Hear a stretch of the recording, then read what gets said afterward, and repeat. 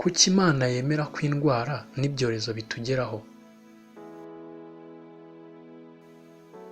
Uyu munsi turareba icyo Bibiliya ibivugaho, turebe n'amasomo dushobora kwigiramo. Indwara n'ibyorezo bitandukanye harimo na coronavirus byatumye abantu benshi bibaza impamvu Imana ireka ibi bintu byose bikatubaho.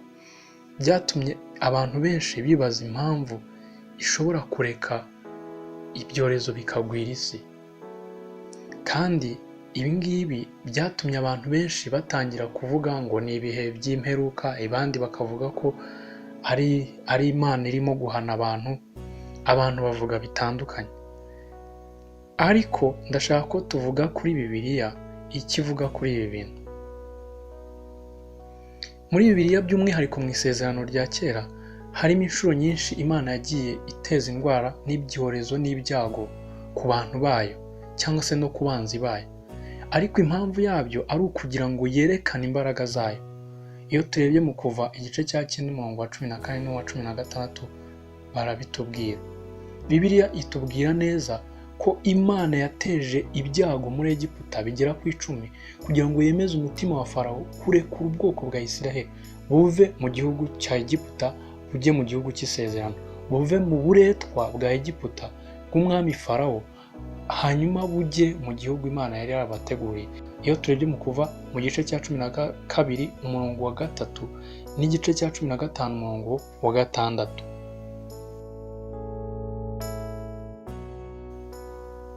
Imana kandi yagiye iburira abantu kenshi cyane Abisiraheli ikababwira ngo nimutumvira ingaruka zo kutumvira zizabazaho.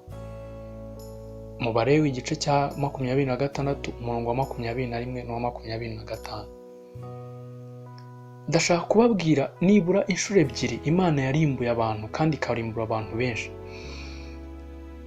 Bwa mbere yarimbuye abantu 14,700, bwa kabiri irimbura abantu 24,000 kubw'ibikorwa byo kutumvira kw'Abisiraheli.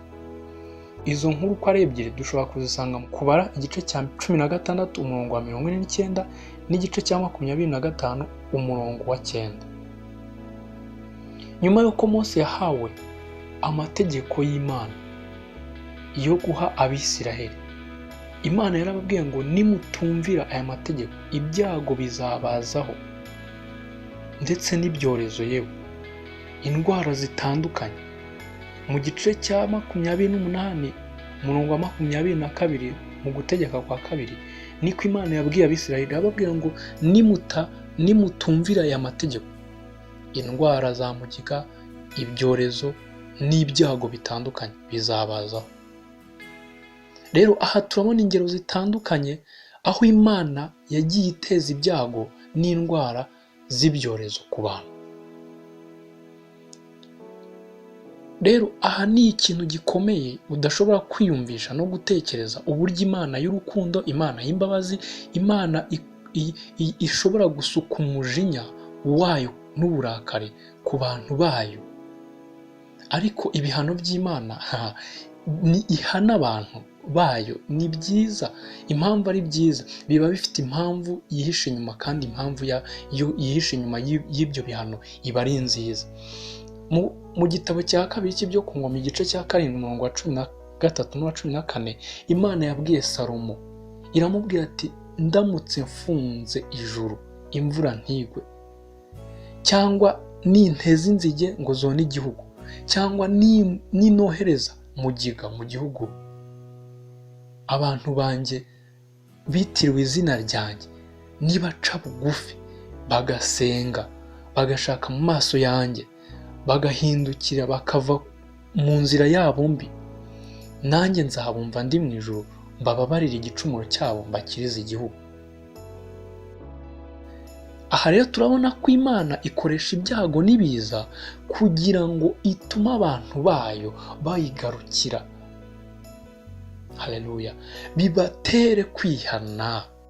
Imana ishobora guteza ibiza, Imana ishobora guteza ibibazo, Imana ishobora guteza uburwayi, Imana ishobora guteza inzige, Imana ishobora guteza ibintu bitandukanye kubw'impamvu nziza gusa, kugira ngo abantu bayo bahindukire bongere bayizere, abantu bayo bahindukire bongere bayisange. Mbega ikintu cyiza, nubwo wenda bigoranye kubyumva. Imana ishobora guteza abantu ibintu bibagoye kugira ngo no mu burwayi umuntu yibuke Imana, umuntu hahandi aryamye hamwe ari muri bwa buzima atabasha kwegura umutwe, atekereza Imana yamuhaye ubuzima, yongera yigarukire yizere Imana. Mu Isezerano Rishya tubona Yesu akiza indwara zose n'ibyorezo byose, kimwe n'ibyago bitandukanye mu bice bitandukanye yagiye ajyamo. Iyo turebye muri Matayo igice cya 9:35, mu gice cya 10:10, muri Mariko igice cya 3:10, aho hose tubona uburyo Yesu yagiye akiza indwara zitandukanye n'ibyorezo bitandukanye, ndetse n'ibiza n'ibintu bitandukanye byagendaga bitera abantu. Ariko nk'uko nanone Imana yiyeretse abantu bo mu gihe cya kera, ikabiyereka ikoresheje imbaraga zayo mu gukuraho ibyorezo cyangwa no kubibateza, niko na Kristo yakijije ziriya ndwara, agakiza biriya byorezo, agakuraho biriya biza, kugira ngo abantu babone imbaraga z'Imana muri we, bihamye neza ko ari umwana w'Imana by'ukuri. Izo mbaraga zikiza yazihaye abigishwa be kugira ngo abo ngabo bahamye imirimo ye. Mu gice cya 9:1 muri Luka, Imana rero kugeza ubu iracyemerera indwara kubw'umugambi wayo.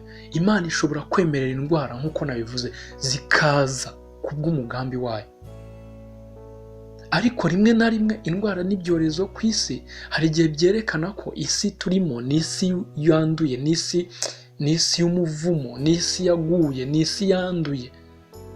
Uko byamera kose, icyo tugomba kumenya ni uko Imana ariyo ifite ibyo byose mu kiganza cyayo.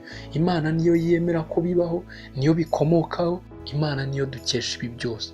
Iyo turebye mu Baroma igice cya 11:36, Bibiliya yerekana neza ko Imana niyo dukesha byose, Imana niyo byose bikomokaho, Imana niyo ifite ibintu byose mu kiganza cyayo, Imana niyo byose biberaho. Imana niyo yemera ko ibi byorezo biza, niyo yemera ko corona iza, niyo yemera ibintu byose biza kubera ko yabyemeye. Ariko kandi hari ikindi kintu mu Baroma igice cya 8:28 haratubwira ngo ibintu byose ku bakunda Imana bifatanyiriza hamwe kutuzanira ibyiza. Ibyo byorezo, ibyo birwara bitandukanye, ibyo biza bihora biza bigasenyera abantu, ibyo byose bifatanyiriza hamwe kuzanira abakunda Imana ibyiza. Iyo turebye iyi coronavirus irimo guhangayikisha isi, irimo guteza ibibazo isi, hari ikintu dushobora kuyigiraho. Dushobora kubona uburyo ibyago by'imperuka dushobora kubitestinga, dushobora kubibona, tukabona ibyago by'imperuka ukuntu bizaba bimeze, bizaba byahangayikishije isi. Aka ni agasampo gatowe gashobora kwerekana uburyo isi ishobora gutigiswa akanya gatoya.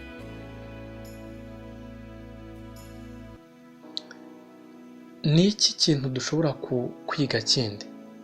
Dushobora kuvuga ko ibi ngibi bigaragaza ibihe bya nyuma, cyangwa se ntitunabivuge. Ariko icyo tuzi neza ni uko Yesu azagaruka. Dukwiriye kwibuka cyane cyane abatizera. Reka twongere twibuke abatarizera Kristo. Nagira ngo mwongere mwibuke iki kintu.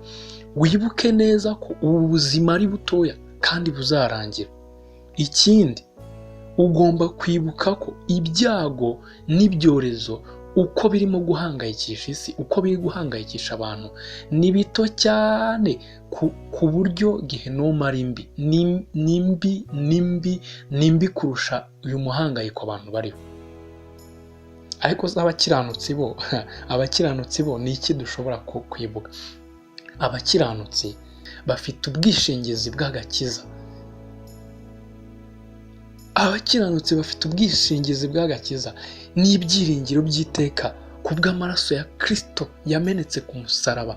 Muri Yesaya igice cya 53:5, mu Baheburayo igice cya 9 umurongo wa 28, Bibiliya itwereka neza ko abizera bafite ibyiringiro by'agakiza, bafite ibyiringiro by'iteka ryose, by'ubuzima bw'iteka kubw'amaraso ya Kristo yamenetse ku musaraba. Uyu munsi nawe ushobora kuba umwe muri abo bafite ibyiringiro, ukizera Kristo nk'umwami wawe. Soza, ni gute abakristo dukwiye kwitwara muri ibi bihe bya coronavirus, igihe isi yose yugarijwe na coronavirus? Abantu b'abakristo niyihe nama nabagira? Ikintu cya mbere, byose biri mu biganza by'Imana. Imana niyo ifite ijambo rya nyuma. Ijambo witinya riri muri Bibiliya inshuro zirenga 300, kandi iryo jambo Imana yaribwiye abantu bayikunda.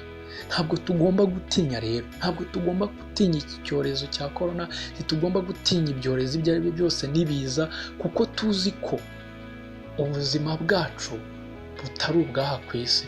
Igihe kizagera tujye mu buzima bw'iteka ryose. Icya kabiri tugomba kumenya cy'imyitwarire tugomba kugira muri iki gihe, tugira ubwenge, twumvire icyo amabwiriza dusaba kugira ngo twirinde ndetse turinde n'imiryango yacu. Ntabwo iki kintu ari ikintu cyo gukinisha. Murinde imiryango yanyu, mwirinde namwe ubwanyu. Ikintu cya gatatu, iki ni igihe cyiza cyo gukora umurimo w'Imana. Mu buhe buryo se? Akenshi iyo abantu bafite ubwoba bwo gupfa, ubwoba bw'ubuzima, ubwoba bw'ibibahangayikishije, baba bategereje umuntu wabaganiriza ku by'ubuzima bw'iteka ryose. Uyu munsi rero mureke dufate uyu mwanya aho abantu bafite ubwoba bwo kubaho, abantu bafite ubwoba bwo gupfa, korona iratwishe iki, dufate uyu mwanya abantu tubahe ibyiringiro byo kureba ejo hazaza kera nyuma y'ubu buzima.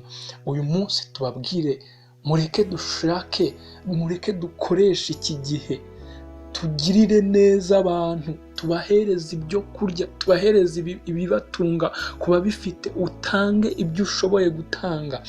Nurangiza kubitanga, ubwire umuntu uti uyu munsi hari inkuru nziza ngufitiye. Yesu Kristo yarapfuye arazuka, atanga ubuzima. Bibiliya iravuga ngo nimuze munsange ndabaruhura. Imitwaro yose ufite uyu mwanya yayigutura, uyu mwanya yakuruhura agahinda ko mu mutima wawe. Uyu munsi yagukuraho umutwaro w'ibyaha uremereye ubuzima bwawe. Kubw'urukundo rw'Imana mureke tubwirize abantu ubutumwa bwiza bubaruhura imitima. Mureke tubwirize abantu ubutumwa bwiza bushobora kubazana kuri Kristo, dukoresheje urukundo rwayo, dukoresheje urukundo rw'Imana. Mureke duhamagarira abantu kuza kuri Yesu Kristo. Uyu ni umwanya mwiza tubonye wo kubwira abantu ko Kristo Yesu yapfuye agapfira ibyaha byabo. Kandi reka nkubwire, umuntu wamugiriye neza, umuntu wamuhaye icyo yari akeneye, ashobora no kukumva, akumva message wamushyiriye. Uyu munsi mureke dukoresha uyu mwanya dufite tubwire abantu ubutumwa bwiza.